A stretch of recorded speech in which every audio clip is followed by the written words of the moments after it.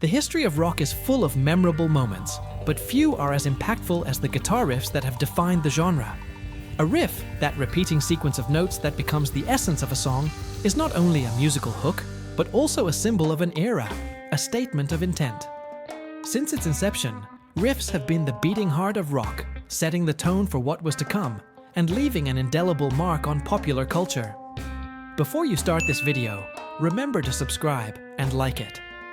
In the 1960s, rock began to take shape, and with it, riffs that would become classics. One of the most emblematic is Day Tripper by the Beatles, released in 1965.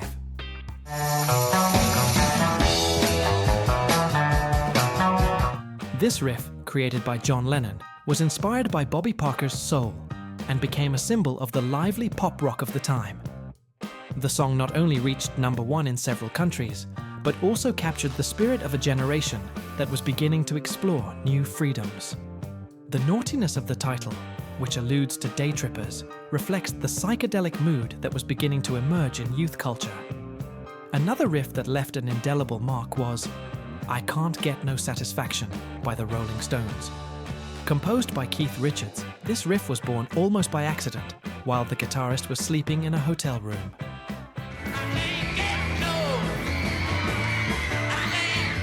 The line, recorded on a cassette, became a generational anthem criticizing the consumerism and sexual repression of the time. Released in 1965, the song dominated the charts and became a symbol of non-conformism, resonating with the countercultural movements that were emerging. As we moved into the 1970s, rock transformed and evolved, giving way to a heavier, more aggressive sound. Black Sabbath's Paranoid is a clear example of this transition. Composed in record time, this simple yet forceful riff encapsulated the angst of the Vietnam era and the collective paranoia of post-psychedelia.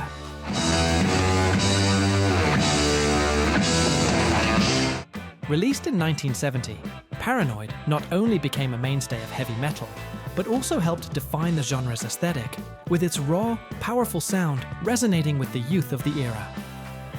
In the same spirit of innovation, AC/DC's Back in Black emerged as a hard rock anthem.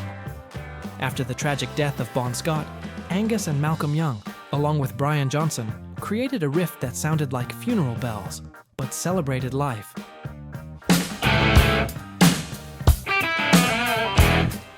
Released in 1980, this 3-chord riff became an instant classic, accessible to guitarists of all levels and resonating at sporting events and movies, cementing its place in rock history.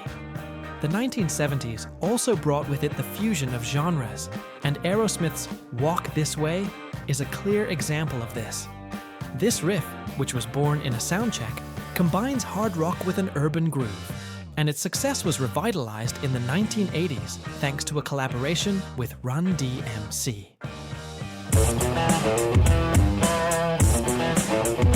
The song not only helped Aerosmith to resurface, but also opened the doors to rap rock, showing how riffs can transcend genres and connect to different audiences.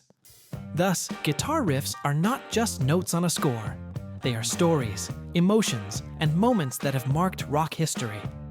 From the first chords of the Beatles to the anthems of Black Sabbath and AC/DC, each riff has contributed to the rich tapestry of rock music, leaving a legacy that continues to inspire new generations of musicians and listeners alike.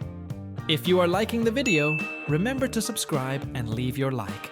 As rock music moved into the 1970s, the sound became heavier and bolder, giving way to riffs that not only defined songs, but also set new standards in music. One of the most iconic riffs of this era is Black Sabbath's Paranoid. Composed in record time, this simple yet powerful riff encapsulated the angst of the Vietnam era and the collective paranoia gripping society.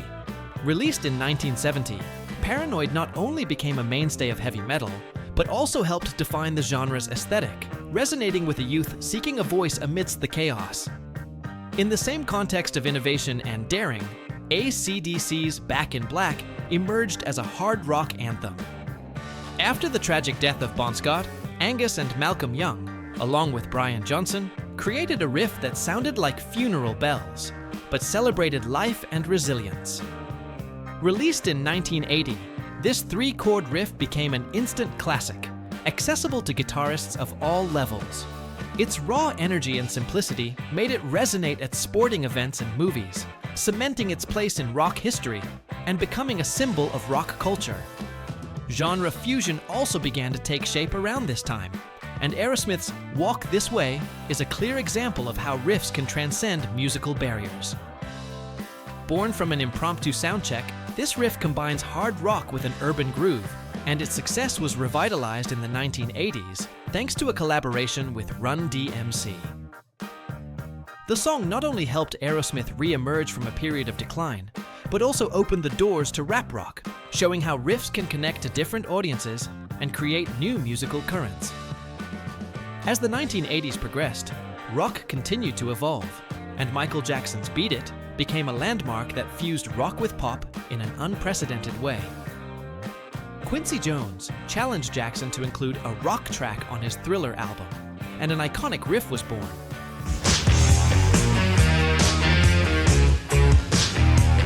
Overdubbed by the legendary Eddie Van Halen.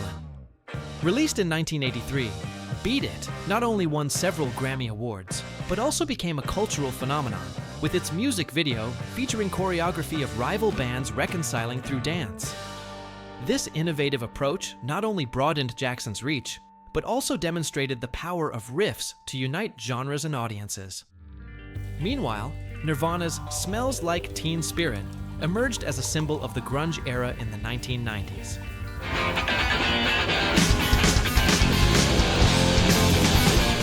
This riff, combining punk rawness with catchy melodies, captured the frustration and apathy of a generation. Released in 1991, the track became an anthem for disillusioned youth, ushering in a new era in rock. The influence of this riff is still felt today, as it has inspired countless bands and musicians to explore more authentic and raw sounds. Thus, guitar riffs are not just notes on a score. They are stories, emotions, and moments that have marked the history of rock. From the heavy riffs of Black Sabbath to the genre-bending fusion of Aerosmith and the grunge revolution of Nirvana, each riff has contributed to the rich tapestry of rock music, leaving a legacy that continues to inspire new generations of musicians and listeners alike. The evolution of these riffs reflects not only change in music, but also in culture and society, showing how rock has been a vehicle for expression and connection throughout the decades. As the 1990s progressed, the emergence of alternative rock brought forth a new wave of guitar riffs that challenged the mainstream. Bands like Radiohead and Pearl Jam introduced a more introspective sound, with riffs that conveyed deep emotional resonance. Radiohead's Creep, released in 1992, features a hauntingly simple yet powerful riff that captures the feelings of alienation and insecurity.